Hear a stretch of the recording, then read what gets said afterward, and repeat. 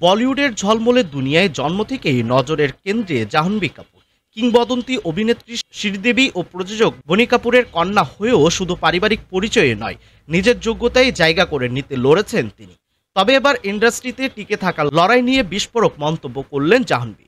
তার খোলামেলা এক স্বীকারোক্তি রীতিমতো ঝড় তুলেছে নেট দুনিয়ায়। ভারতীয় গণমাধ্যম সূত্রে জানা যায়, সম্প্রতি কাজল ও টুইঙ্কেল খান্নার শোয়ে করণ জোহরের সঙ্গে অতিথি হয়ে এসেছিলেন জাহ্নবী। সেখানে তাকে প্রশ্ন করা হয় যে অভিনয় করতে এসে কোনো কঠিন পরিস্থিতির সম্মুখীন হয়েছেন এখনো অবধি। এর উত্তরে অভিনেত্রী জাহ্নবী বলেন, ইন্ডাস্ট্রিতে টিকে থাকতে গেলে পুরুষ অভিনেতাদের ইগোকে বুঝে চলতে হয়। আমি খুব ভালোভাবে সেটা বুঝেছি।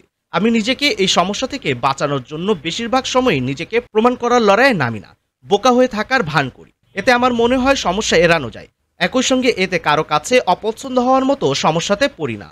তিনি আরো বলেন, আমি প্রথমেই নিজে ঠিক কতটা পারফর্ম করতে পারবো তা দেখাতে যাই না। আমি প্রথমেই বলে দিই, আমি বুঝতে পারছি না ঠিক কিভাবে আমার অংশটা পর্দায় তুলে ধরবো। এটা নিরাপদ উপায় বলে আমার মনে হচ্ছে।